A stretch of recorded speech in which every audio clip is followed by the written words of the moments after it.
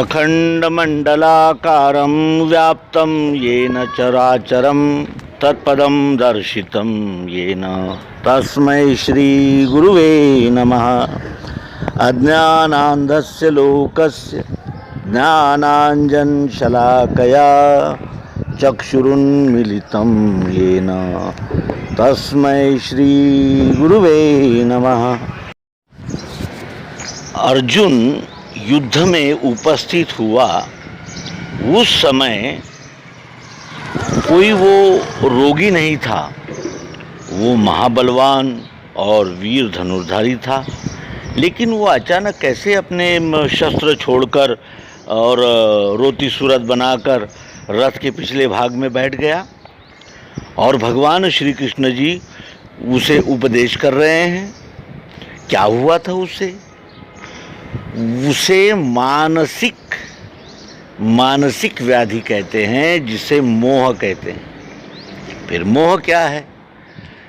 ये इसलिए इसकी चिकित्सा होना आवश्यक है क्योंकि भगवान श्री कृष्ण जी गीता में कहते हैं कि मन एव मनुष्याणाम कारण बंधन मोक्षयो मुक्त बंधस्य विषयासंगी मुक्तस्य निर्विषयम तथा।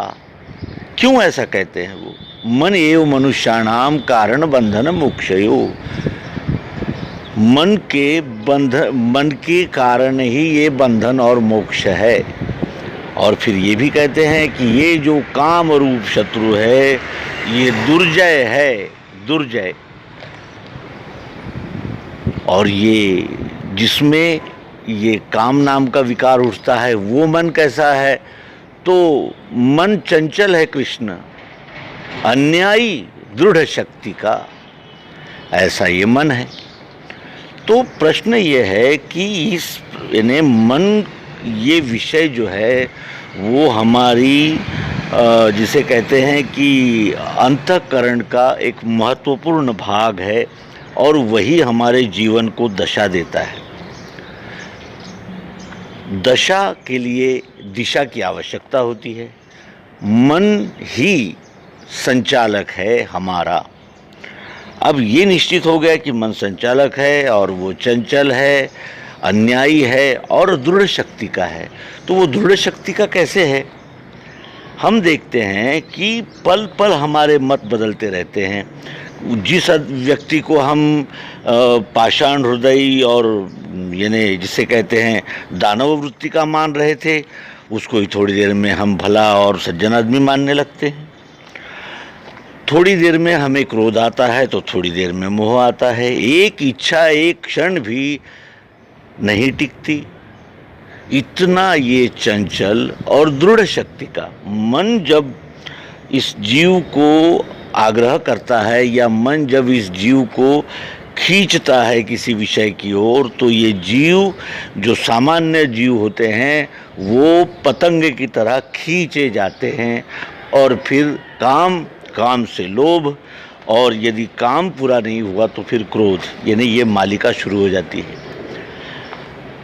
नरक द्वार के ये 3 नरक द्वार है भाई, है काम क्रोध और लोभ, 3 यह भाई। फिर ये इनका दुष्चक्र शुरू हो जाता है और फिर वो जीव को बहुत नचाता है। तो क्या इस मन का इलाज है हमारे पास? मन का कोई इलाज है? मन ये प्रकृति के 8 अंगों का एक अंग है मन। और ये मन जो है वही संचालक है। क्यों? क्योंकि मन में ही ये जो सतरजतम में जो रज है वो रजोगुण ही मन के द्वारा व्यक्त हुआ है। रजोगुण कैसा है? प्रीति तो कराता है लेकिन स्वार्थ से। कामना प्रधान जीवन जिसका जो है वो है रजोगुण। और ये रजोगुण से ही मन की निर्मित हुई है। सतोगुण से बुद्धि और अहंकार तमोगुण से हुआ है। अब इस रजोगुणी मन को समेटना और उसको यानी चंचल है वो तो उसको नियंत्रित रखना और अन्यायी है तो उसको न्याय की ओर मोड़ना। और वायु सा मुझे, यानी इतना चंचल है वो कि वो वायु सा मुझे दिख रहा है, ऐसा अर्जुन कहता है। और ये मोह, जिस व्याधि से वो परेशान हो गया था अर्जुन, वो काम का ही एक प्रकार है, यानी वो मन में ही तैयार होने वाली एक भावना है, मोह। जहाँ मेरा है, जहाँ मेरा ममत्व है, उसको जब चोट पहुँचती है तो जो विकार अंदर तैयार होता है वो है मोह।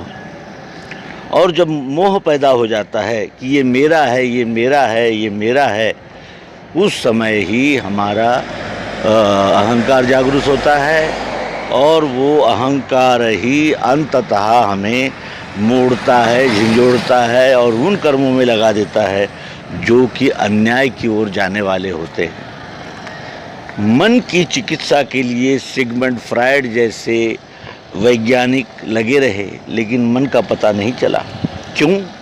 क्योंकि भारतीय सनातन सिद्धांत में प्रकृति के जो सूक्ष्म अंग है, मन, बुद्धि और अहंकार, इनका विचार उन्होंने नहीं किया। जो हमारे भारतीय तत्वचिंतकों ने, अनुसंधानकर्ताओं ने जो मन पर चिंतन किया, अनुसंधान किया, रिसर्च किया, उसी का ये परिणाम है कि उस मन को काबू में लाने के लिए यहाँ नामस्मरण, जप यज्ञ, अनेक प्रकार के उत्सव, पर्व, पूजा, उपासना, ये सारे बहाने खोजे गए कि किसी न किसी तरह मन को संस्कारित किया जाए।